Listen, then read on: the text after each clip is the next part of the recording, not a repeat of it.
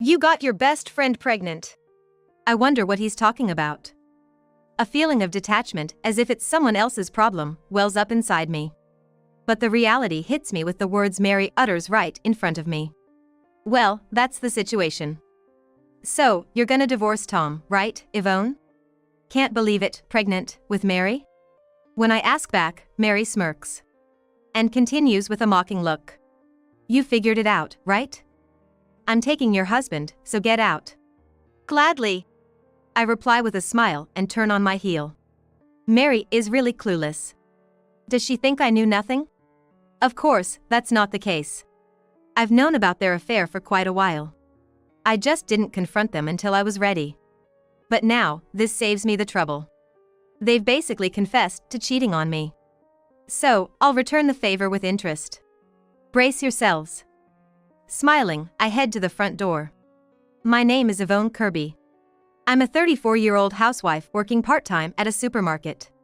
My husband, Tom, works at a car dealership for a well-known manufacturer. I think his salary is decent, but that doesn't mean we're rolling in dough. He needs to look sharp for work. And our daughter, Abigail, wants to attend a private middle school. She's just started 4th grade, but will need more money for her exams. That's why I work part-time to help out with finances. Ideally, I'd work full-time. But it's not that simple. The first issue is taking care of my mother-in-law. She lives alone, has mobility issues, and is elderly. She gets a pension, but my care and support are essential. The only silver lining is the house my late father-in-law built, nearby. She lives there alone, having refused to move in with us to stay in her house full of memories. The second issue is Tom's job. He's always busy, leaving all the household chores to me. If I worked full-time, the housework would just pile up. Staying the course is the most realistic option, isn't it? I just can't take that final step. That's my current situation.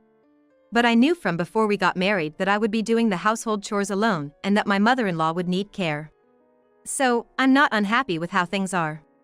But there's one thing I regret. Becoming friends with Mary, who introduced me to Tom. Mary and I met in college. Back then, I was pretty plain. Mary, on the other hand, was popular and quite noticeable. Sure, Mary looked good and had a likable personality. But that was just a facade. The real Mary was the worst. However, I didn't realize this until much later. Unaware, I often hung out with Mary. Yvonne, you got something on your mind? Mary would pat my shoulder lightly. I answered a bit shyly. I'm stuck on a report due next week. Is that all? I'm here for you. Let's work on it together. But, hanging out with someone plain like me, won't people start looking at you funny, Mary? I glanced around. I felt stares from people wondering why Mary was with someone so plain. I turned away. What are you talking about? You and I have been best friends since we enrolled. Mary's words caused a stir around us. Then, she gave a stern look to the onlookers. What? Is it weird that Yvonne and I are best friends? I saw a student shaking their head with a wry smile. Seeing this, Mary pulled me close and declared. We're total opposites, but we're best friends. Everyone, be nice to Yvonne. All right, got it. I heard someone say. Slowly, I started to be accepted. But it was all Mary's scheme. Mary often used the phrase, I'll do it for you. Like, I'll hang out with you or I'll wait for you. It implied that I could only do things because of her. She wanted to say that. I was too naive to realize this simple fact. So, I started to believe that I could do things because Mary was there. That it was all thanks to Mary. Looking back, it was all just in my head. I was just made to believe I wasn't good enough. But, oblivious to this, I spent my college years relying too much on Mary. So, when Mary asked me for a favor, I readily agreed. You're taking the car dealership's recruitment interview? I was eyeing that place too. Can you give it up for me? But I also. Come on, Yvonne. We're friends, aren't we? Comparing myself to Mary, I always felt inferior. We had similar grades, but she was better in personality and looks. I thought I'd stand no chance if we both took the exam and interview. These thoughts made me back down easily. Then, maybe I'll go for a banking. That's a good idea. You're more suited to be a hardworking bank employee, Yvonne. In the end, Mary got the job at the car dealership. And I became a bank employee. Frankly, it all went according to Mary's plan. But back then, I didn't see it that way. I thought I was lucky to get a stable bank job because I gave up the dealership position to Mary. Not long after, Mary came to me with a suggestion. I've got someone I want to introduce you to, Yvonne. Someone you want to introduce? Tom is my coworker. I think he's perfect for you. Why not give it a try? I'm sure about it. Let's meet him. Since Mary says so, it must be true. Let's meet first. I immediately thought I should meet him. After Mary's introduction, I met Tom. We started dating. And during one of our dates, Tom murmured, Yvonne, you're such a good person. I'd like to marry someone like you. Me? Really? But I can't ask you to marry me. Tom sighed. When I asked why, Tom started talking about his circumstances. He had a mother with mobility issues. Whoever he married would have to take care of her. He was worried about this and couldn't decide to marry. It's okay. I don't mind that at all. I'm busy with work, and you'd have to handle all the household chores. Are you sure? Yes, I'm sure. Leave it to me. I really did love Tom. So, I thought it was no big deal. That's why I married Tom. But my trust was betrayed. It was years after we got married. It happened when I went to pick up Abigail from kindergarten. Hannah, usually a cheerful mom friend, approached me with an unusually serious face. Hey, can we talk for a bit? Do you have time now? Sure. I'm off from work today, so I have a little time. I had to do housework and take care of my mother-in-law when I got home. But interacting with other moms is also important as Abigail's mother. So, I followed Hannah to a nearby cafe as she suggested. Once we ordered, Hannah started to talk. You see, I saw something. Our kids started eating their cakes, and Hannah shared her story. She had been going to a gym near the station for her diet. A few days ago, she saw Tom there. Hannah had met Tom at the kindergarten before, so she recognized him right away. But that's where the problem started. Tom was with an unknown woman, looking quite intimate. Hannah asked me with a stern face, Isn't that cheating? Cheating? No way, that can't be. I replied, trying to hide my agitation. Hannah put her hand on mine as I gripped my cup tightly. Why don't we check it out secretly? If it's cheating, we might get some evidence. The idea of checking scared me. But I couldn't just ignore the possibility of infidelity. After some thought, I agreed to accompany Hannah to the gym. On the day, I left Abigail with my mother-in-law and met Hannah in the neighborhood. We headed to the gym together. We entered the gym as trial members. Soon, Tom arrived at the gym.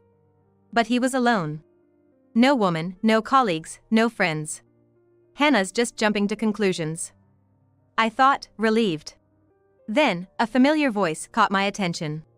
Sorry, I got a bit delayed. That voice, it's Mary. My heart skipped a beat. What were you up to? Had a troublesome customer. Kept making a fuss. Their cheerful conversation continued. Watching them, my heart ached. Feeling betrayed was the strongest emotion, followed by the shock that Mary, who was supposed to be my best friend, was involved. I took some photo, is it okay? Hannah's voice brought me back. I nodded, but honestly, I was far from okay. My mind went blank. I don't remember much after that. According to Hannah, who filled me in later, the two left the gym and went to Mary's place. Apparently, I followed them with Hannah and even took photos of them entering the room. I don't remember it, but the evidence was clearly on my phone. With the evidence, it'd be better to divorce. Hannah advised me that. But rushing into a divorce wasn't wise. Abigail is young, and I couldn't live on my part-time job alone. Just a little patience. Just a bit more, and then I'll divorce him. From that day, I had a new goal in my life. To stabilize my living situation and secure a steady income. To save up, little by little, so I'd be ready for a divorce whenever it came. I focused on these two things. Yet, my heart was far from calm. Every time Tom came home with a nonchalant face, I felt boiling anger inside. But somewhere in my heart, I still wanted to believe in Tom. So, occasionally, I asked him things like this. Tom, why don't you take Abigail out sometime? Can't do that. You know, being at the car dealership, my busiest times are when everyone else is off. He seemed like he didn't want to deal with our daughter. Child rearing was my job. Like he was saying that. I just nodded. Okay, I see. How about visiting your mom on your days off? I don't really have anything to talk about with my mom. But, you can't even take care of her usually. Taking care of her is your job, not mine. She's not a kid, so I'll stay out of it. Tom's tone grew stern, seemingly irritated. I closed my mouth, feeling dejected. It seemed like Tom had lost his affection not just for me, but for Abigail and my mother-in-law as well. I felt disappointed, yet somewhere relieved. No more attachments. Those words floated in my mind. The following years were truly hellish. Living with Tom was just cohabitation. We barely spoke, and our interactions were minimal. Plus, as Abigail grew older, she started to despise Tom. I don't even need a dad like him. She would say things like that. One day, Tom had to go to the manufacturer's headquarters for work. Perfect timing, I thought, and headed to my mother-in-law's house with Abigail. During Tom's business trip, Abigail and I stayed at her grandmother's house. But the next day, I got a strange call from Tom, who was supposed to be away. You're not home. Where are you? What? I'm at your mom's. What about your business trip? Just get back home right now. He said bluntly, then hung up. Puzzled, I headed home. Entering the house, I heard the TV in the living room. Tom? Did something happen on your trip? I asked as I opened the living room door. At that moment, I saw Tom talking with Mary. But as soon as he noticed me, Tom pulled away from her. Then he got down on his knees. I got your best friend pregnant. What is he talking about? I thought, feeling detached like it was someone else's issue. But reality struck with the words Mary blurted out right in front of me. Well, that's how it is, so you're gonna divorce Tom, right, Yvonne? You're pregnant, Mary? My best friend? Mary smirked. And continued with a mocking look. You figured it out, right? I'm taking your husband, so get out. Gladly. I replied with a smile and turned on my heel. Mary really is clueless. Does she think I knew nothing about it? Of course, that's not true. I've known about you two for quite some time. I just didn't confront you until I was ready. But now, you've made it easier for me. By confessing to your affair. Well then, prepare yourselves, because I'm going to return everything you've done to me, with interest. I said to myself, smiling as I headed for the front door.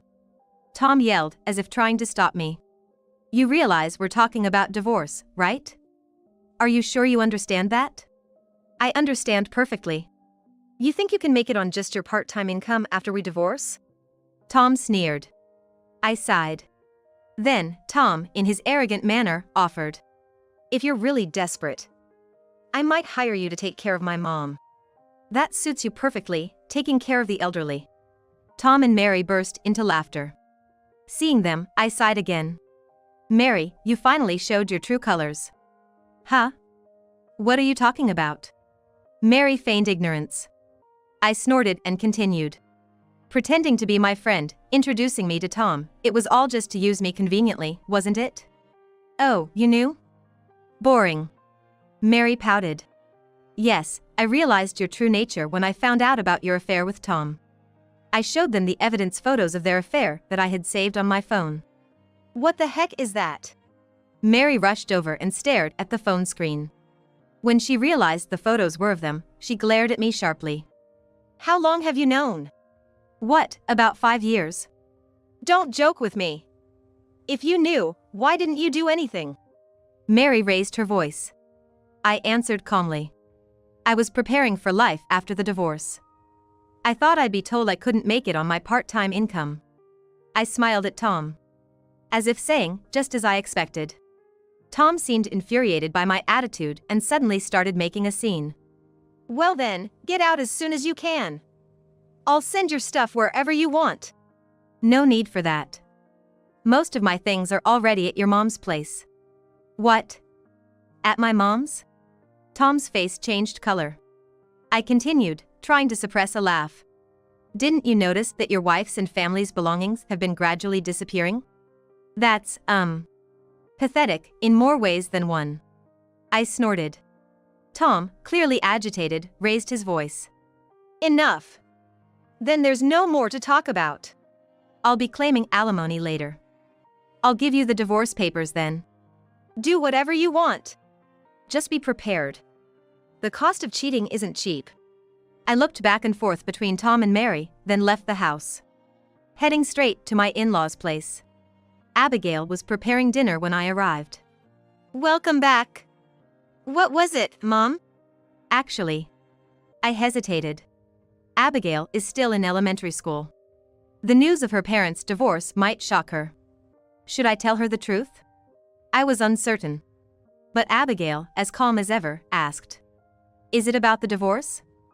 If so, I'm all for it. Aren't you shocked, Abigail? I don't need a dad like him. That's Abigail's catchphrase. So, she was actually supporting the divorce. I finally realized how she felt. Abigail. I'm sorry. I've caused you trouble. I'm fine. But Grandma. Abigail glanced at my mother-in-law. Realizing, I turned to her. Mom, It's okay. It's Tom's fault, isn't it? Well, yes, but... I averted my gaze. Then, my mother-in-law patted my head. So, you moved things along because you saw this coming? Yes, but what about you, Mom? It's fine. I've made up my mind too. My mother-in-law smiled warmly. I felt a sense of relief. And at the same time, tears started to flow. I had actually been encouraging her to consider moving into a care facility. It wasn't that I didn't want to take care of her. It was to ensure she wouldn't be in trouble when I got divorced. So, I was glad she was positive about moving into the facility. We had already been making progress with the arrangements. All that was left was to get her consent. Then, I'll proceed with the care facility arrangements. Please do. My mother-in-law nodded firmly. The next day, I began handling various procedures. Looking for a new place, finding a lawyer, there was so much to do. Especially finding a house for Abigail and me. Comfort was key. I visited several real estate agents. 3 days later. As I left a real estate office, my phone started ringing. Who could it be? Hello? The moment I answered, a loud voice blasted through. How many times do you think I've called you? Mary. I instinctively pulled the phone away and murmured. Yes, it's me, Mary. Where are you? At a real estate office. Why? As I asked, Mary's voice got even louder. Real estate? Looking for a house with stolen money, are you? Stolen? What are you talking about? Don't play dumb. The passbook Tom gave me was empty. I tried to calm my breathing. And I revealed the truth. The account was empty from the start. We were always struggling financially. Don't lie. Tom's company pays well. There's no way you had financial troubles. Mary's loud voice hurt my ears. I brought the phone back to my face and continued. Well, no matter how good the salary, supporting a lover as well would naturally drain it. What do you mean? You still don't get it? That's why. I patiently explained it to her. Actually, Tom had been splitting his salary into 2 parts. One for supporting our family. And the other for spending on Mary. It looked like about 70% was for us, and the rest was used for Mary. I found out about this after I discovered their affair. Wanting more evidence, I hired a professional to investigate. That's when the salary issue came to light. When I told Mary this, she raised her voice in disbelief. What? You lived on 70% of his salary? That's impossible. Stop lying. That's why I was working part-time. But that's... Mary stuttered. I pressed on. So, there's no money left. But you must have some. Give it to me then. Her audacity was astonishing. But I couldn't just let it slide. I only have what I earned myself. If you have a problem, I'll add it to the alimony. Add to it? Yes, the alimony I'll demand from you as the mistress. I was thinking of the usual amount, but since you're complaining. I was cut off as the phone call abruptly ended. After that, Mary didn't answer any of my calls. She must be reflecting, I thought. But it seemed not. The next day, Mary called again. As soon as I answered, she started yelling. Where did you hide her? You don't answer my calls, and now what are you talking about? That woman. Where did you put her? Who was she talking about? Surely not Abigail. What did she mean? As I pondered, Mary couldn't hold back and shouted. Tom's mother. She's got money, right? She's not at home. Where did you hide her? Oh, you mean Mom. Where is she? Tell me. Mary screamed. She seemed quite desperate. Realizing she was planning to ask my mother-in-law for money, I firmly refused. Sorry, but I won't tell you. Why not? She's got money, right? If not, sell the in-laws' house. Mary's greed was on full display. She talked about taking my mother-in-law's money. Or, failing that, selling her house. To get the cash. She repeated this several times. Sighing, I asked Mary. You sure you want to discuss this with me? Doesn't matter. Once the divorce papers are in, you're just a stranger. That might be true. But what if I told my mother-in-law about her plans? Mary seemed unable to even consider that possibility. Had they been squandering that much money? I was baffled. But then, I reconsidered. It's too much trouble, so I'll tell you about my mother-in-law. You should have confessed from the start. Where is she? In a senior care facility. The address is. I gave Mary the address I had noted down. Mary began to laugh. Haha. I'll go there right away and start the process to sell the house. That's impossible. Why? Are you upset? No, it's just that the house doesn't exist anymore. As I said this, Mary's laughter abruptly stopped. After a pause, she cautiously asked me. What do you mean? My mother-in-law sold the house. The money was used for her care facility. Sold it? I recalled when I first suggested the care facility to my mother-in-law. She initially refused, citing the lack of funds for admission. That's when I proposed selling the house. She hesitated but eventually decided to sell. We didn't want Tom to catch on to our plans until I brought up divorce. So, she continued living in the house, paying rent until our divorce discussion started. And now, here we are. So, she doesn't have any money left? That's right.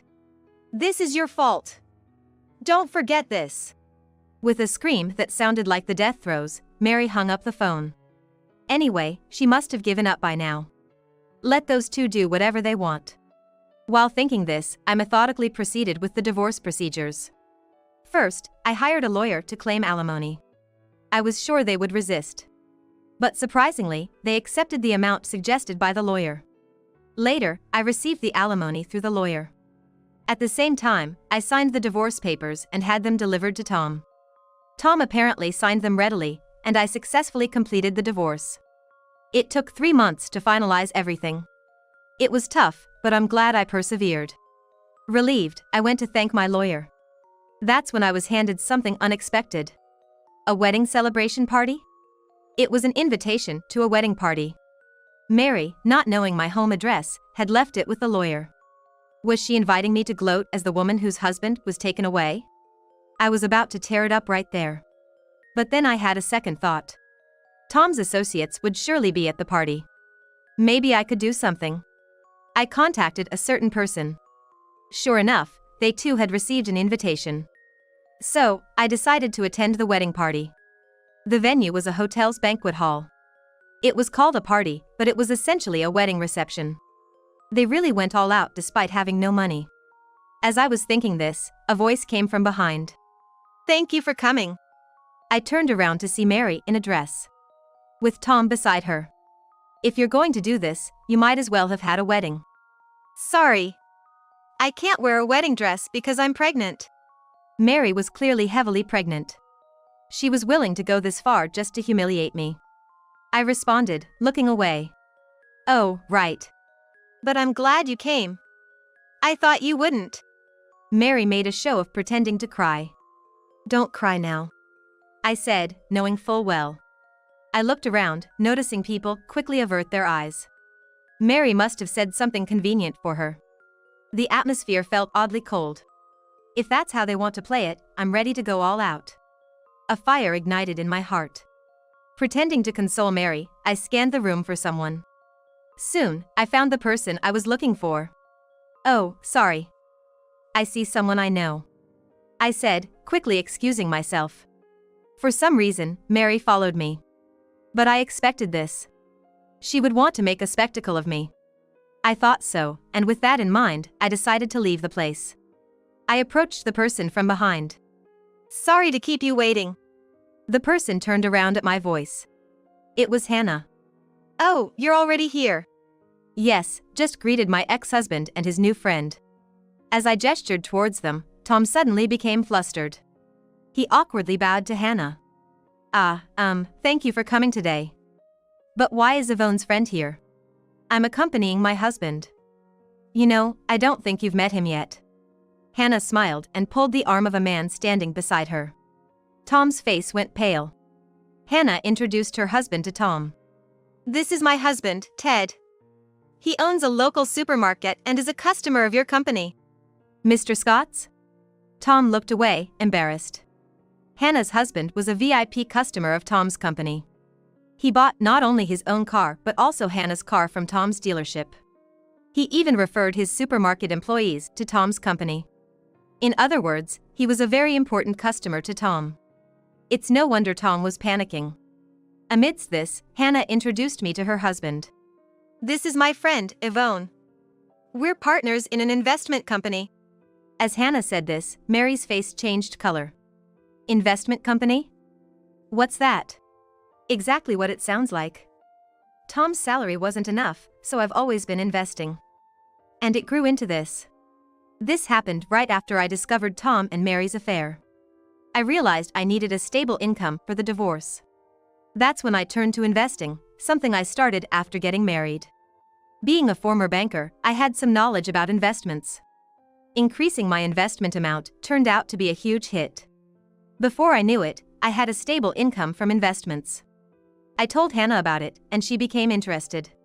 We started investing together, and soon other mom friends caught wind of it.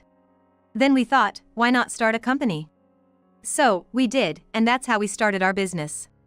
So, after the divorce, I started working at the investment company. I have a good income now, and I'm glad I got divorced. What do you mean? How about you? Did you manage to get the money? Mary looked away, obviously upset. I continued with a smile. Well, you must be in a tougher financial situation now. Because Tom is in such a state, right? I pointed to where Tom was kneeling. Apparently, he had been scolded by Hannah's husband. I'm sorry. My affair caused all this. I'll be honest from now on, please continue doing business with us. Tom was desperately apologizing. But Hannah's husband ignored him. In the end, Tom was left in the lurch. After losing an important client, he became an outcast at work. Talked about behind his back by bosses and colleagues. Unable to bear such a life, Tom resigned. Meanwhile, pregnant Mary pressed Tom for a divorce. But being pregnant, she couldn't work. Reluctantly, she decided to divorce after giving birth. As of now, they are in the middle of a messy divorce trial. To pay for the trial, Tom works at a construction site and Mary works at a nightclub. They're both working hard, just to slander each other in court. I heard all this from my mother-in-law. I still visit her after the divorce. Abigail is her granddaughter, after all. Abigail is preparing for her middle school entrance exams next year. Mom, is it okay if I go to private school? Do we have enough money? Of course, dear. Mom will work hard, so you should too. Okay. I want to be like you, Mom, so I'll do my best. Abigail gave me the strength to keep going. I met my true friend, Hannah. My happiness is all thanks to Abigail. I'd do anything for her. That's how strongly I feel.